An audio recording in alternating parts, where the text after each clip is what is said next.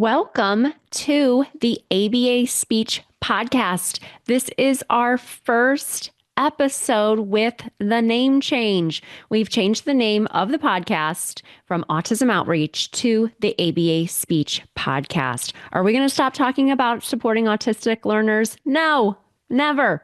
But we are going to broaden our scope just a bit. So I think this is a great episode to do that with. I had an amazing conversation with Dr. Matthew Brodhead. If you've ever taken a course in our membership, the ABA Speech Connection, or have just taken a course with us and aren't a member yet, join us, please.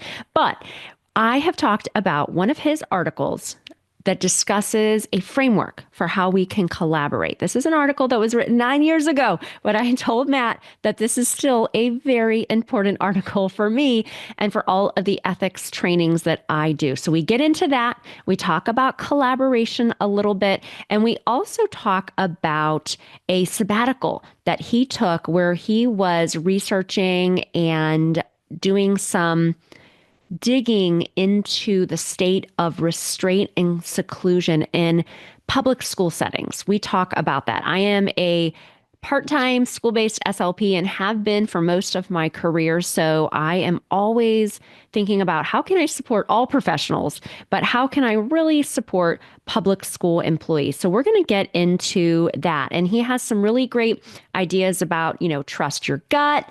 There's a lot of misapplication out there. And sometimes people are normalizing how we're physically managing people, which is not great. And he talks all about that. If you don't know Dr. Matthew Brodhead, he is a wealth of information and he is just kind and nice and easy to talk to. So I know you're going to love this. He is an associate professor at Michigan State University. He's recognized within the academic community as a leader in the area of behavioral treatments for autism and one of the foremost experts in the areas of ethics and professionalism in the practice of applied behavior analysis, which I've taught an ethics class here at Kent State. Ooh, I actually have my Kent State mug today. And ethics is just very important to me. Dr. Brodhead currently serves as an associate editor for the Journal of Behavioral Education, Behavior Analysis and Practice. I love that publication, and the Journal of Developmental and Physical Disabilities. In 2024, Dr. Brodhead received the Outstanding Mentor Award from the Association for Behavior Analysis International in recognition of his excellence in advising the next generation of behavior analysts. So whether you are a speech language pathologist, a BCBA, a parent, this is a wonderful conversation today about such an important and timely topic. I hope that you enjoy this conversation with Dr. Matthew Brodhead. I'm Rose Griffin, a speech therapist, board-certified behavior analyst, and founder of ABA Speech. It wasn't all that long ago that I felt overwhelmed by providing therapy for my autistic students and any students who were not yet speaking. Fast forward through many doubts, tears, research, and courses, and you will see the framework that I use today and share with over 60,000 readers weekly. One that will help you support your students and feel more confident in the process. I created the ABA Speech Podcast to give you simple, step-by-step strategies to help you reach all of your students wherever they are on their communication journeys. If you're a speech therapist, BCBA, RBT student, or parent who's looking to help all students develop a way to communicate with the world, you are in the right place, friend. Let's get started. Welcome to the show. We have a wonderful guest that I've been talking about probably for the last 7 years. You wrote this article that we're going to get into. You don't know me, but we actually did exchange emails a while ago. I was like, can I include this graphic? And you're like, sure. Welcome to the show, Dr. Matthew Brodhead. Thanks so much for coming on. Yeah, I appreciate you having me, Rose. It's great to put a face to the name and be able to talk with you and your listeners. I'm excited to get into just kind of your background. I obviously know who you are because you wrote this, you write a lot of great articles and you've done so much in the field. But you have written this article that is kind of flows nicely with all the talking and training I do in my membership, the ABA Speech Connection for speech therapists and BCBA. It's about, collaboration and how to kind of get along better and clinically analyze things, which is really important. But when I was researching just you on ResearchGate and kind of your background, I was like, Oh my gosh, I think you've presented at every single ABA conference that exists. I did 11 last year. Oh, I have one more, Seattle, in a couple weeks. And I don't know, with three kids, I'm just like, I'm fatigued. I'm like, next year, new plan. I'm going to two.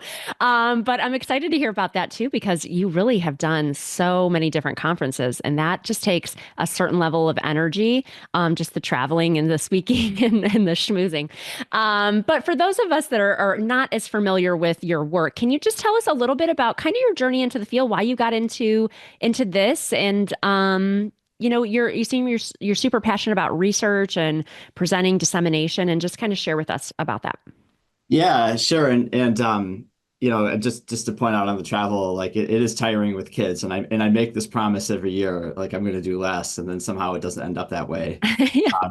Like I ended up getting like platinum status like in February Wow. with Delta. I was like, how did this happen so soon? And that's indicative of a larger a larger problem Yeah. of my ability to say no. Yeah.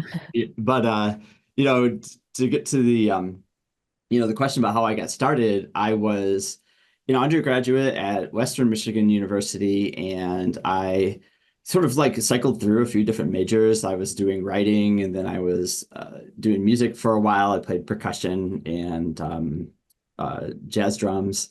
And then I got into psychology, and it just happened to be that Western had this world-renowned behavior analysis program. And it was one of those things where everything came together at the right time, because the same time I took my Psych 360 class, which was the concepts and principles or equivalent class, was when I was doing my practicum at Croydon Avenue School. And that was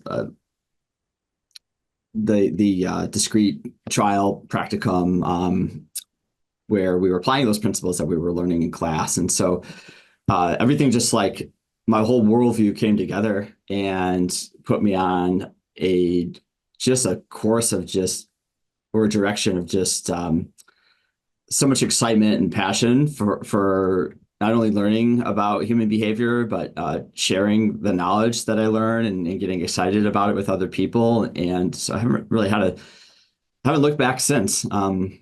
And along the way too, met a lot of really great people from other disciplines who have helped to shape, the way that I think. And so Mhm. that's all. That's the short form version. And I have a longer elevator speech, but it'd have to be a really tall building.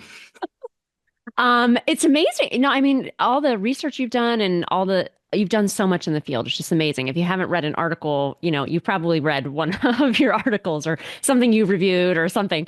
Okay, fascinating. I love it. Interesting that you have a background in music. I actually am a harpist. I mean, I only play around Christmas time now, but today, as we're taping this, is my middle daughter's first harp lesson. So hopefully my oldest took it for 3 years and she chose soccer, travel soccer. But I'm just hoping with this beautiful harp that we have one that loves it. Okay, interesting that and the writing too. That's actually something I'm trying to get a lot better at. I think I'm going to take a course. Writing was never like my jam, but with all the research and writing that you've done, I'm better at like short form video. I have a pretty decent Instagram following, so I do a lot of that. But I'm like, Right. I need to write because in my LinkedIn analytics, where I connect with a lot of BCBAs, I always share that.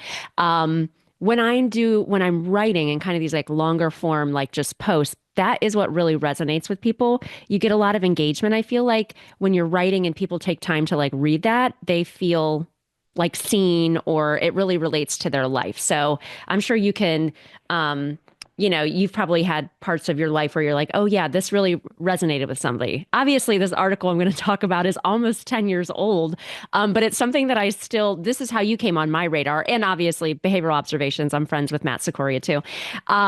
So there's this article. It's called Maintaining Professional Relationships in an Interdisciplinary Setting, Strategies for Navigating Non-Behavioral Treatment Recommendations for Individuals with Autism.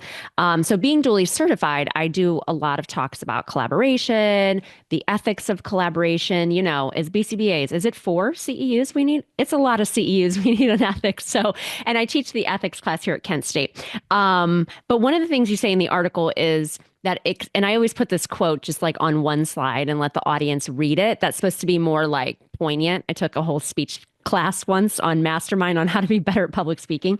So it says excessive questioning or critiques of non-behavioral treatments by the BCBA may unintentionally erode professional relationships. And I usually say that twice, erode professional relationships, because I've lived this between BCBAs and non-behavioral colleagues. So I guess I'm wondering, like, you probably have seen this happening in real life. And do you think that in the field we've gotten better at that, or it's still kind of the same? It's something we're working on. I feel like BCBAs are known for being really, I guess, overly confident, kind of tunnel vision on ABA. I don't know. What are your thoughts on that? Yeah, so when I wrote this article, it was in a lot of ways, and this, if we were on the longer elevator, this would have been part of that speech, is that it's partly autobiographical, because when I came Right. to that psychology program into a special ed program for my PhD, I was with a lot of, speech language pathologists, school psych people, and I learned a lot of these lessons the hard way. And I saw a lot of it happening to other people. And Mm-hmm. as I came to my senses, I thought that, maybe other people could learn this lesson. Uh-huh. And so I do think, I mean, I don't have any data to suggest, other than just like my observations, that things are getting Mm-hmm. better, but it seems that the tension that we might have with other fields might be better. In terms of like getting along with ourselves, I don't know if that's gotten any better. That's a whole My other gosh, podcast episode. self imploding. I know I was down at Right. FABA and there were some tense situations. I'm like, this person's by this person, by this person. I'm like, oh dear. Yeah. Yeah. The Yeah. whole So thing. so so I think though that it's I think in a lot of ways it has gotten a lot better, and which is great to see and learn about and hear, because there's no reason why we can't all work together. And um I'm also like, it was one of the few, at that time, there really, it's strange to think about. You look back, there wasn't a whole lot of literature in ethics Hmm. back then. It was just like a few like scattered articles, and Hmm. it's nice to have seen now so many other like papers on the topic, and then sort of adjacent to this idea about how we interact or engage, because we could have the best technical knowledge, but if we can't communicate that and work with other people, like that technical knowledge is going to be useless. So Yes, it's all about that. So in my ethics class, we use the Bailey and Birch, most updated texts, but we also use the 25 strategies that are more about, and we're going to tape a podcast. Today's my podcast day, guys, taping 5 episodes. But one of the episodes we're going to tape today is about soft skills. And I know that some people are like, oh, I'm not going to read this book, or I'm just going to, with networking and consulting. And I'm like, no, this is the important stuff. Like, if you can't build those relationships, life is all about relationship building. And if you have a hard time with that and you don't convey things in a nice, natural way, I mean, yeah, it gets really, gets rough. Did you do your PhD in Utah? Did I see that? I was looking up we just took my family vacation. We went to, I know where you went to school is not by here, but St. George, in Zion Park. I didn't know if you yeah, ever had time to visit there. I went to Utah State, which is in Logan, Utah, which Yeah. is about 20 minutes south of the Idaho border. But Okay. we did spend a lot of time in southern Utah. My wife and I actually got engaged on like a 4-night backpacking trip in Canyonlands. Oh, it's so pretty. I'm just Yeah, like, we were like thinking about snowboarding someday, but we were thinking about St. George. And so we went to visit. We brought our kids. We have 3 kids. And I was just like, I can't believe the world looks like this here. Like I need to be here all the time immediately. right. Isn't it breathtaking? Like It's if you've it's never like been to Utah, it's like, yeah, I can't believe people live there and get to see that every day. I was just so at peace. You know what I mean? it's like you're on another planet. Yes. The desert's really, I mean, southern Utah is really special, and it's it's very vast, and culturally it's very interesting too. It's like this Right. uh it's sort of this conservative liberalism, Right. libertarianism that's sort of like rampant out there too. Like, so it's I don't know, like it was just a really just sort of like interesting 4 years that we lived out there. Yeah. And That's uh neat. Yeah, it's beautiful and worth visiting. I think it It gets a bad is. rap. People either go they ski in Colorado, or they go out Right. to Nevada. And as much as I love skiing and love the hills to myself, Utah's got the best snow also. Yeah. Yeah, it's so cool. I know you're outdoorsy. I was like, I got to ask him about Zion. Yeah. Okay, cool. So yeah, I really love that article. We've been talking about that a lot. I think that article is so relevant because you have this kind of flow chart in there. And we just did a course that was really popular. I've done it a couple months in a row and have done like Facebook ads to get more people. We have thousands of people that are registering. And I talk about kind of the beginning of that flow chart and talking about kind of these hot button topics between SLPs and BCBAs, like verbal imitation or echoics and Gestalt language processing, which is like this whole other area that there's not a ton of robust research on, and AAC. And so, like, I use the top of the chart. It's just like, or can familiarize yourself with the treatment. You know what I mean? Because that's like point one, right? When people will send me like a DM or a private message on Instagram and be like, yeah, we like, exchanged research. I'm like, wow, that's the gold standard of collaboration, but it is happening. So I just wanted to let you know an Yay. article you wrote 9 years ago really is instrumental to my followers and all the Appreciate trainings I've that. been doing. So thanks. Oh, the other thing I wanted to talk to you about, and I learned this about on your behavioral observations. We have a lot more speech language pathologists that listen to my podcast, so they probably haven't listened to that one. But I know you took a sabbatical. We talked about it a little bit to understand restraint and seclusion in public school settings. So, as a public school speech language pathologist, like I've worked in the public school for most of my career on some level, but I also have spent a lot of time, most of my career until I started my business in non-public programs. So with kids who are engaging in very severe problem behavior. We actually just had Dr. Dan Mateer from currently from Rutgers on to talk about severe behavior because I think it's something that doesn't get talked about a lot, but it's something that for me, kind of in my lived experience, I've experienced. So can you define kind of what seclusion and restraint is for people that might be listening? Because I know there's speech therapists who probably feel unsafe at work or don't have a BCBA that's coming in to do a behavior plan or they're not trained appropriately. I get a lot of people wanting me to do trainings, on behavior and challenging behavior. Yeah. Yeah, no, absolutely. And then, before I talk about it, an important disclaimer is that the definitions of restraint and seclusion are going to vary from state to state. And Mm, so it's real important that listeners familiarize themselves with the specific definitions, and when they could be applied yeah. um, in the jurisdictions in which they work and practice. But generally we think about restraint as purposeful physical restriction of a student's freedom of movement. So I guess that would be physical restraint.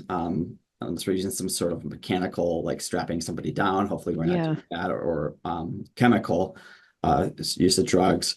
Whereas when we think about seclusion is confining someone in a room or other space from which the student is physically prevented from leaving. And so, notice there it doesn't say anything about, doesn't have a window, or there could be a Right. door, right? Sometimes people are like, it's not seclusion because there's a window in the room. And my response, a jail cell also often has a window. Yeah, right. So, Right.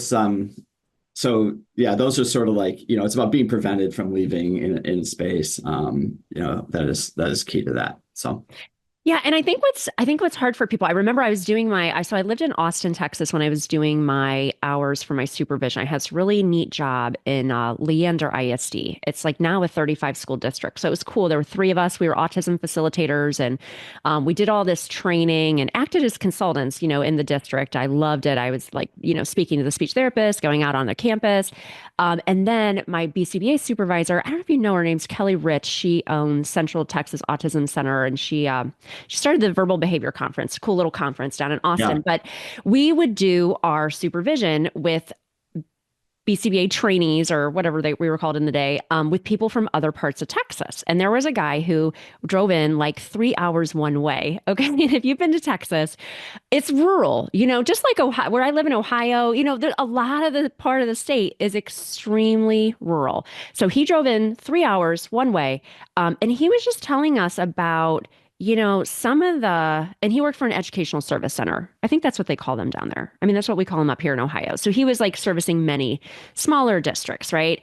And he was just talking about some of the stuff that he would see on some of his school visits. And, not like restraint, but it was more like seclusion. And he was like telling the team, like, I'm pretty sure that's not okay. What you're doing is not okay. And I think sometimes what happens with public school employees is we do what, and then this is any environment. You kind of do, you get into an environment and you're like, well, this is what we do with student A and this is what happens with student B. And maybe you don't question those things. I mean, I'm an SLP and BCBA, so I'm extremely type A. I'm sure you're always analyzing things too, Matt. And people just kind of take it for what it's worth. But that's not right, right? There's probably so many things going on that people maybe don't even realize are not ethical or not against state regulations and things like that. Would you say that's probably true in kind of the year that you spent? Yeah, I think it's sort of not to keep to the sort of like the topic of Texas for a second, kind of like the wild, wild west in Yeah. terms of like, what's regulated in education. And as an aside, like I read a lot about Texas and in Oh, the work that I did about how it's pretty open down there for what can go. And when I was down at UT Austin in March yeah. for a Yeah. conference, I was talking with one of the autism advocates there who spent a lot of time at the state capitol, and they Uh-huh. told me that it took them like 10 years just to convince lawmakers to agree that it wasn't okay to put kids in handcuffs. So it's like Jeez. it's pretty wild. But Wow. I think that there's a lot of drift in terms of Yeah. what happens. So, something might start with one person who might be like, maybe they are legitimately a threat to themselves or other people at times, Right. and they need like a very focused type of support and prevention from hurting themselves or others. And that sort of like creeps into other cases, or there's lapses in terms of fidelity, and then there's turnover, and nobody's really quite sure, who Right. started this in the first place or how we got here, but we've just sort of normalized how we're Yeah. physically managing people. And Right. it's one of the things that we're in the process of revamping our undergraduate teacher ed program here, which is, it's a lot of work, but one of the good things about it is we're trying to think about like, okay, what are like these current issues that we want our students to be equipped with when they go out and be teachers, because we want them to be great teachers, but we also want them to, stay in the profession too, because Right. people are leaving in mass. And part of it is knowing what's okay and what isn't when it comes to restraint and seclusion. And so they have that information, um, and so they can at least be in a position to maybe correct some things that they might see when they get out there, versus going Hmm. into their student teaching, not having been exposed to any of this stuff and just seeing what is happening, and then just thinking that, oh, this is just the way that it is, and then perpetuating that the misapplication of those strategies, or something like that. So Yeah. yeah, I I do like I, that. I do think that there's a lot of drift. Unfortunately, the oversight's just really poor in general. And I think that, and this isn't a knock on administrators. I know that they have a lot that's going on, and education is kind of like a political battering ram, regardless of where you're on the spectrum of Right. political opinion. But I think that um, they're just, what special education is or takes, or what, kids with challenging behavior might need, are things that are often lost on people in positions of Hmm. of influence sometimes. And they just think, just keep these kids from not running into the street or having the police called, and would be good, which obviously, Right. obviously you don't want those, but you Right. also expect more from public Yeah. education. Yeah. It's complicated. And I think, yeah, I remember down in Texas, I worked and it was a great district, but I remember one of the first campuses I visited, I think a parapro, like a kid maybe did something and a parapro, like, poured these little beans out. It was making the kid like pick them up and put them into, and I'm like, that's punishment. Like, is there a plan? Is there, like, what are we doing here? Like, and I like that idea of like the misapplication or that we're normalizing some of these things. And that people, I think when we know better, we do better. And I think some people don't just stop to analyze, like, why are we doing this? Or sometimes, as a speech language pathologist, I know, you know, some meetings for kids who have more complex needs with advocates, lawyers. I've worked in really contentious districts for most of my career before I started my business. It was like sometimes a speech language pathologist might not even be able to stay in the meeting to hear the behavior plan because they have to go see other kids because they'll miss their IEP minutes, right? There's no SLP sub. So it gets really, I always tell speech therapists, make sure you have access to the behavior plan. Like put it on a clipboard and that you understand it, because that's like half the battle, knowing what to do. And with me working in a non-public program, I'm used to seeing very severe problem behavior that is very unsafe for the student, for staff, with safety rooms and like all of that. But it really kind of dawned on me. One of my coworkers has always worked in a public school with kids who really don't have severe challenging behavior, but she had somebody who I think hit her arm or like was verbally aggressive, and that can be hard if you're not used to that. But seeing how upset she was on something that I would have been like, because it wouldn't have been such a big deal to me because I've dealt with so many other things, but it made me realize, like, you know what?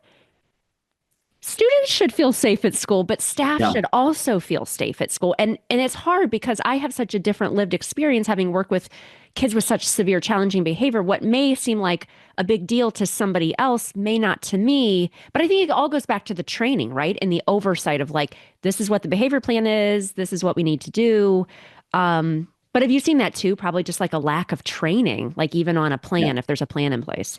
No, you're absolutely right. And I mean, a couple things on that. When you look at the injuries or deaths that have occurred due to restraint, an overwhelming majority of those occurred from like really like sort of like nonviolent or like not at all dangerous, like precipitating events from the kids, blowing bubbles of milk or like refusing to like relinquish like a ball or put shoes on or something. So Right. it's really people. No one deserves to die when they go to school. Like, let me be Right. clear, but especially for reasons like that.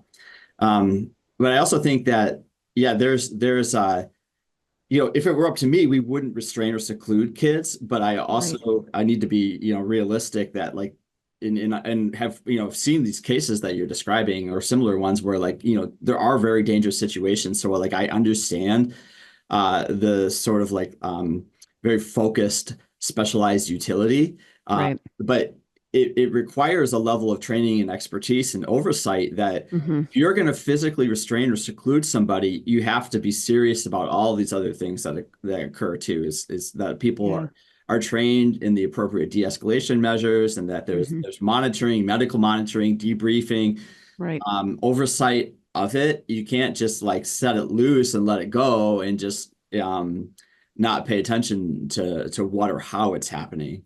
Hmm. And those are the things that when I do my like records reviews or work with like advocacy groups and I'm digging through the paperwork, which is It's a lot of paperwork, isn't it? yeah, it is. And you don't like a message out there. You should always fill out every document as if it's going to end up in court one day. Because last I do that. One time my data at this super contentious district I worked in for 10 years, super affluent.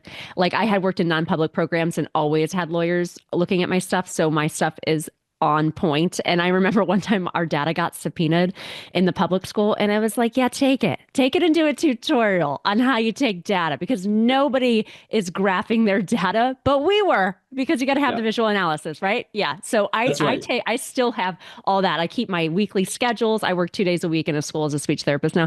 And I always come from that place of like I just grew up in really litigious situations. So I just always keep really good records because you need to, Yeah, right? yeah, you can't risk it, and you Right. don't want someone who's hired, yourself or me or someone Right. else going through it.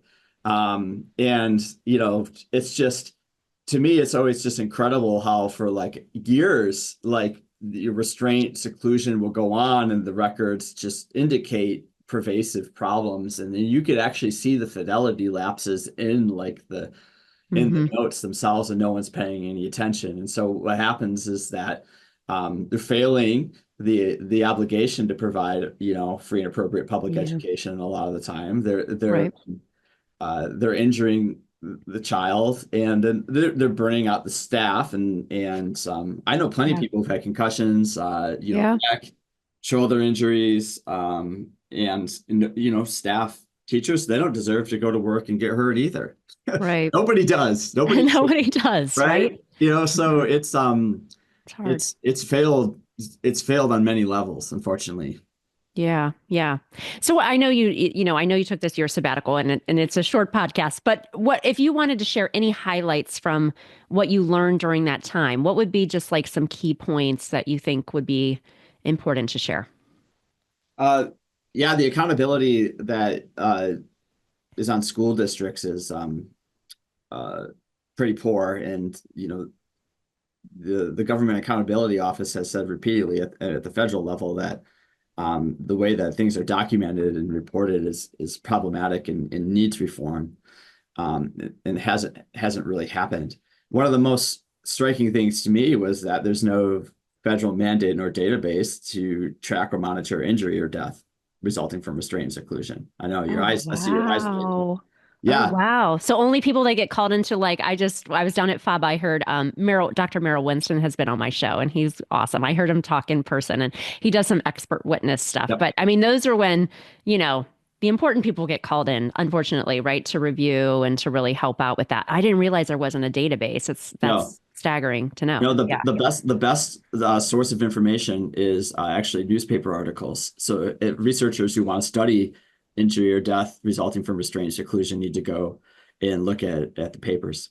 So those are the only Wow. things that make the news, make it Hmm. to the research. So I can only think about, I only imagine all the things that go unreported. And Scary. so the numbers are severely deflated, and if we care about kids, it seems to me that this would be something that we could easily look to understand. Yeah. But that's Right. just me. Yeah, we need to track. I mean, behavior that gets tracked gets changed, right? Or gets analyzed. I mean, I know that just from having my small business. I'm like, ooh, I need to know how many of this or that. And like, if we don't have a baseline, right? Your KPIs, right?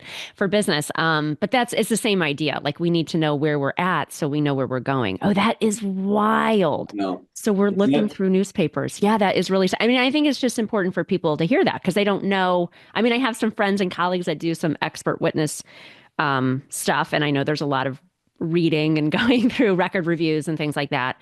Um, wow, that's good to know. So on a granular level, if a professional sees something that appears unsafe for staff or students, what's your advice for them on how to remedy this situation? It gets complicated, right? Because we know some clinics, every clinic and every school is going to have their frameworks in place or they're not, right? But we as professionals may not know that. So we get into the situation and we're like, this doesn't seem right. Like, why are we doing this? Like, where is that documented? So what are your real life steps on if somebody's in a situation like that?